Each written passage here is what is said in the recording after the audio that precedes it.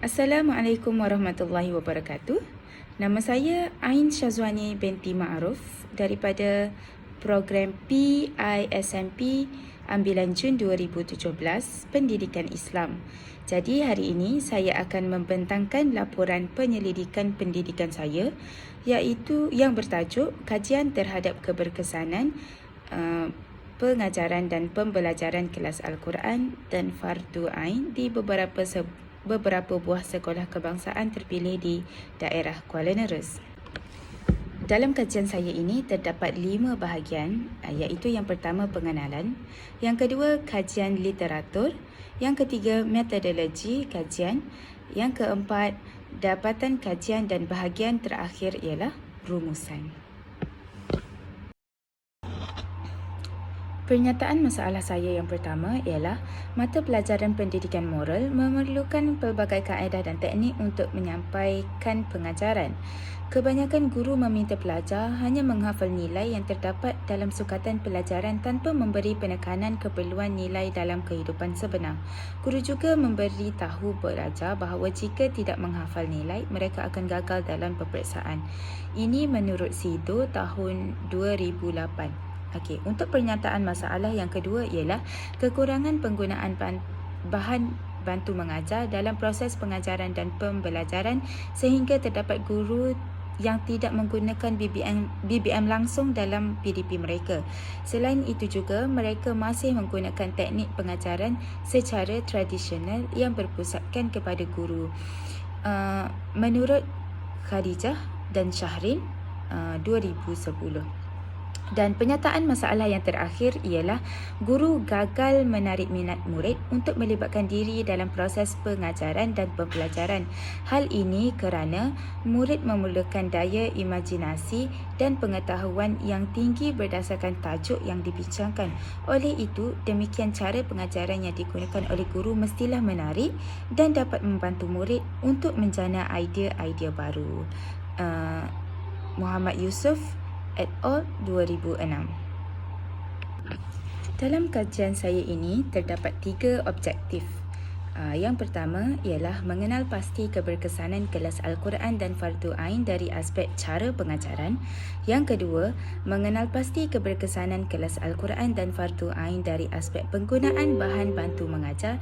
Dan yang ketiga ialah mengenal pasti strategi pengajaran dan pembelajaran membantu dalam keberkesanan kelas Al-Quran dan Fardu Ain. Terdapat 3 persoalan dalam kajian ini. Soalan yang pertama, adakah cara pengajaran berkesan kepada kelas Al-Quran dan Fardu Ain? Soalan yang kedua, adakah penggunaan bahan bantu mengajar membantu dalam keberkesanan kelas Al-Quran dan Fardu Ain?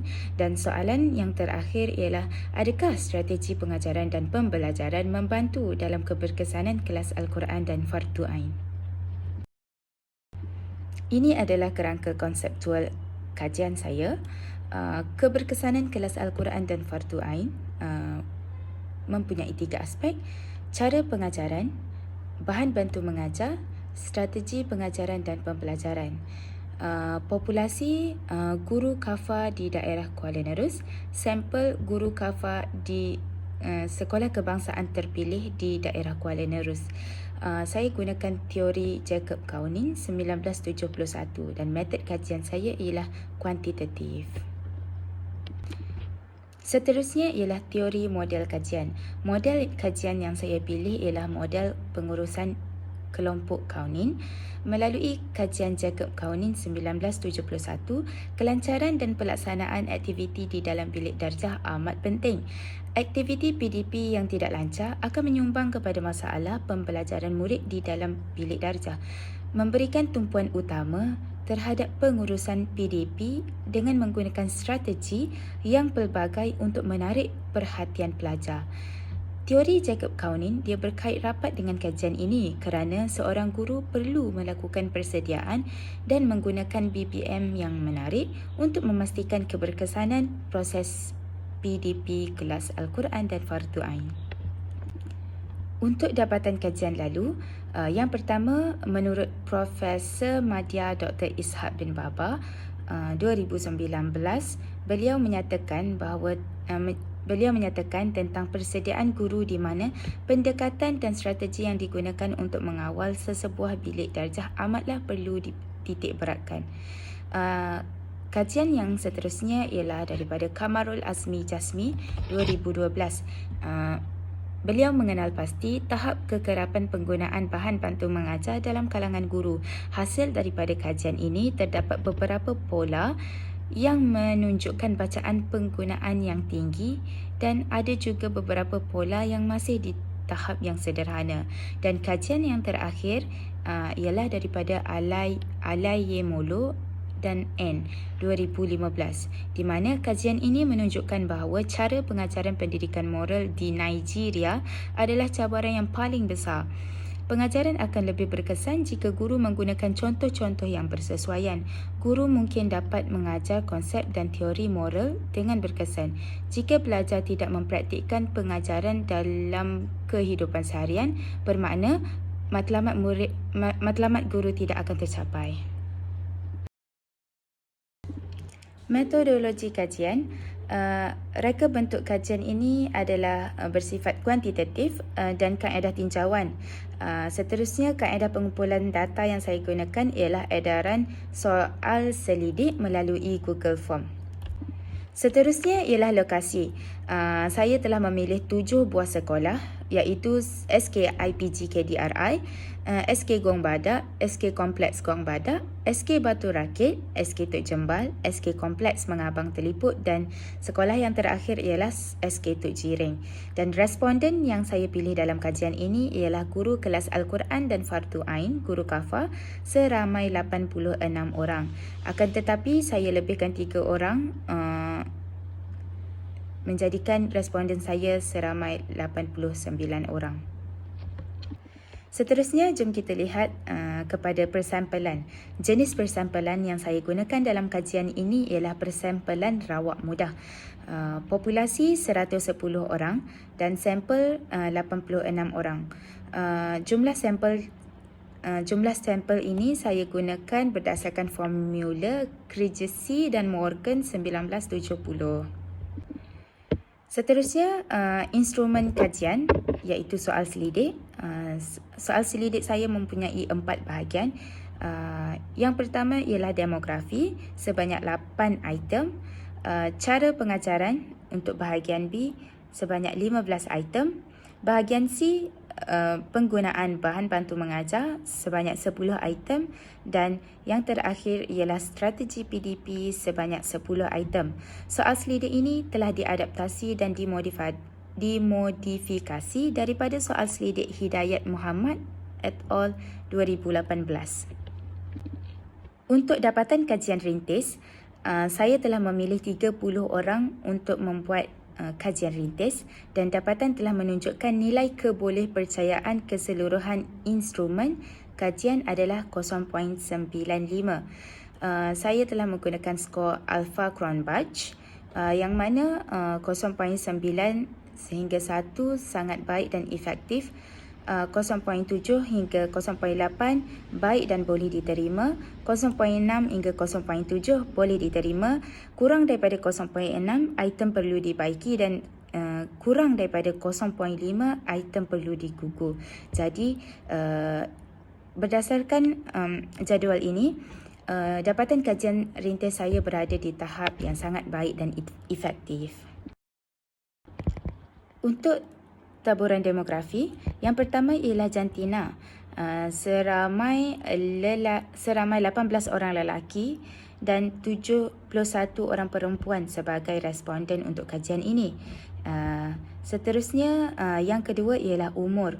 Umur bawah daripada 25 tahun ada 8 orang, 26 sehingga 30 tahun ada 18 orang, 31 hingga 35 tahun ada 28 orang dan yang terakhir ialah 35 tahun ke atas seramai 35 orang.